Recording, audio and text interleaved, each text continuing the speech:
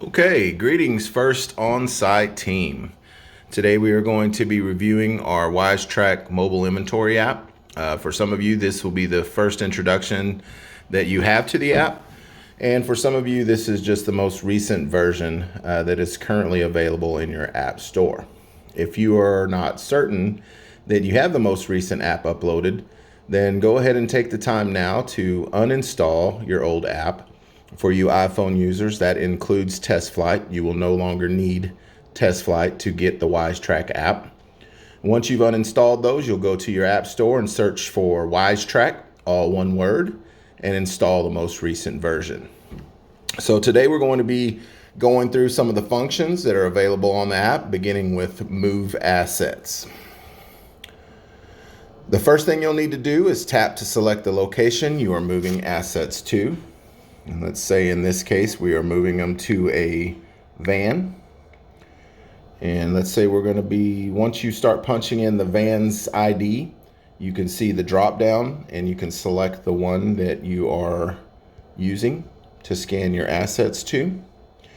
And this is for any location. You could be scanning to a warehouse. You could be scanning, let's say these are going to my repair shop. I could be scanning them to DFW Repair. And then you have an option to either type in the barcode, which sometimes our barcode labels get peeled off, and hopefully there is a handwritten version of the barcode somewhere on the unit. And so you can either hand type it in or you can use the camera icon to scan it in. Now, the very first time you use or select the camera icon, it's going to ask you if you allow Google to note where your location is, and you'll want to say yes. And that will give us latitude, longitude on wherever that item was scanned last. So we definitely want to have that information. So in this case, I'm moving these assets to DFW Repair. I'm going to hit the camera icon and just start scanning assets. That one is, there it is. I scanned the wrong one. So I'm going to go up here and I am going to delete that asset. And I'm going to attempt to scan that one again. There it is. And one more. So as you can see, I currently have an angle grinder, a drill, a cat saw, and an air mover that I'm going to be moving to DFW Repair. And at the bottom, you can see where it says confirm for assets. Once I hit that confirm for assets, it will move all of those assets, as you can tell by the note down there that said moved 4 assets. And so now you have successfully moved those 4 assets. Now, most of the locations are already in the system. So once you begin typing in that specific location, you'll see that drop down. For instance, I started typing in 233, and every location that has 233 in it will populate. And then you can select the one that you're wanting to use. That's where you're going to be moving these assets to, and you can either type in or scan the barcode. Once you've scanned all the assets, you're going to confirm the assets. And then the second thing we'll want to note is that if you are arriving to a brand new site, you've a brand new job, middle of the night, and you know that this location obviously could not be in the system because this is the first time we've arrived there, then this little box up at the top right that says new, you're going to select it, and then you're going to type in hopefully a combination of the name and the job number. So let's say it's a Panda and your job number is 2008-21-4545. So that's generally how we want to see our locations created in the system. I'm not going to create this one. I'm not going to press OK, but I am going to show you an example of one of the jobs. As you can see, Hyatt job number, and it gives you the job number, Hyatt job number, and it gives you the CO or 202320C835. These are all numbers that are already existing in Wisetack, all locations. So you want your new location to be similar to that right there, with a combination of the job name and the job number. Now, having said that, there will be times where you arrive to a job that you do not have the job number. So I would just ask that maybe you put in the job name and maybe the address. And at that point, as long as we have that information in there, we can go ahead and start scanning assets to this job if we need to. And then you'll also be able to report this to your Wisetack super user for your location. And when the job number is available, they can go in and edit this location and add the job number. All right. So that's basically it for moving assets. It's pretty simple and straightforward. One of the other options that's recently added and new is on the top left, you'll see the three lines that indicate a menu. When you select that and open it up, you have lookup asset details, which this is pretty basic. When you look up an asset details, if you have a barcode, it will give you the asset's name, the barcode, the serial number if it's in the system, and the current location that it's in. So for instance, I'm going to scan this angle grinder, and right now it says that that angle grinder is in DFW repair, and it does not have a serial number, and that's what would be present next to the I. So let's try another one. I believe this Quetzal. And by the way, the lookup asset details is also on your main page. It's the same whether you use it on the bottom icon right here, or if you open up the menu and use it there. So there you go. This one shows to be in DFW repair. The barcode is 8005 and the serial number is 20865, and it's a Quetzal. So that information populates as soon as you punch in the barcode or scan it. Another good function in the menu when you select it, the second option is assets by location.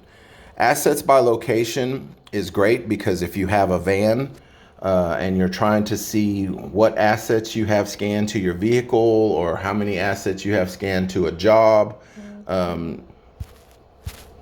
you will be able to quickly access that by putting in the location. So you select assets by location, and then you'll type in the location. So we'll do van 233 ZTZ assets, and then it gives you a list.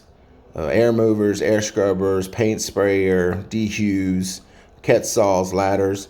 Everything that's currently scanned to that van's location will populate on this list. Same thing if you're on a job site and you've just recently moved inventory to that site and you want to check it. You can start typing in the job site location, and when you select it, it'll tell you what's all scanned to that job site.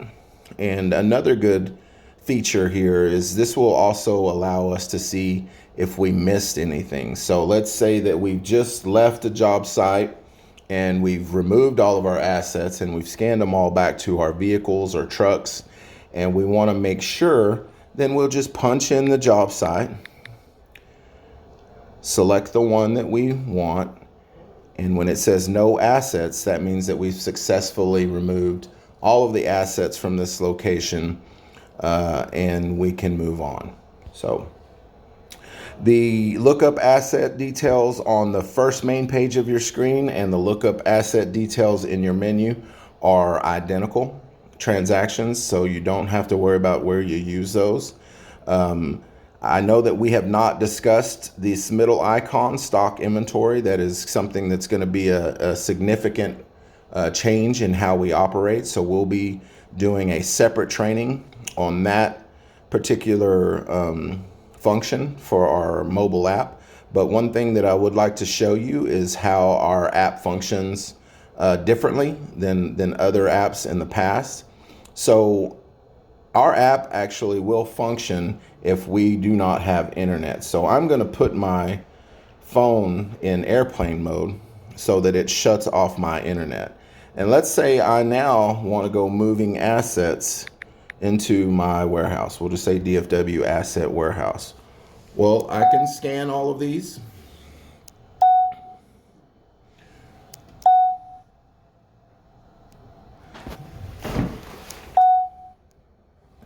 And I can confirm all 4 assets that I just scanned. It says it moved 4 assets. But now when I go back to my main screen, if you'll notice at the top right, there's that little circular arrowed refresh button. It is now a different color. Basically what that's telling me is that the app is holding information and it's going to wait to actually execute that information when it has internet connection. So until you get to a place where you have Wi-Fi or your phone can reconnect to the internet, then you have these pending transactions being held in your phone.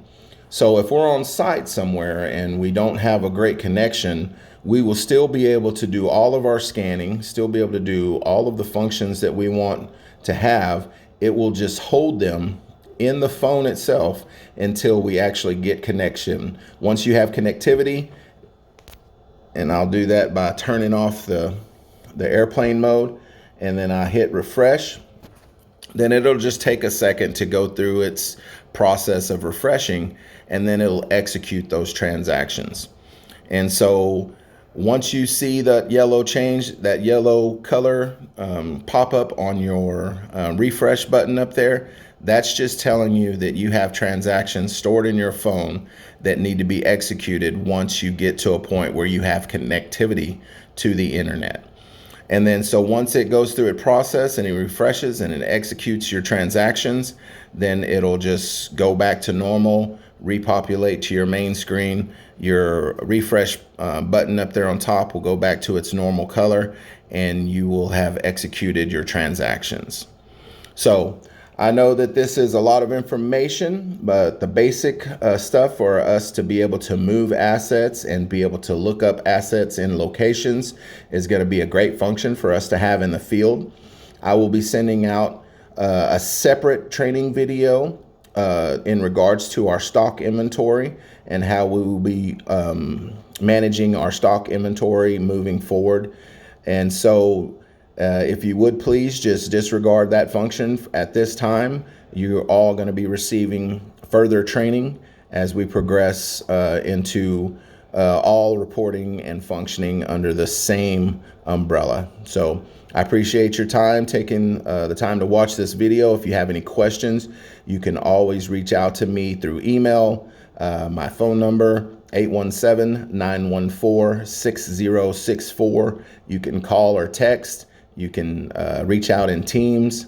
I am available 24/7 to assist you guys in the Wisetack system.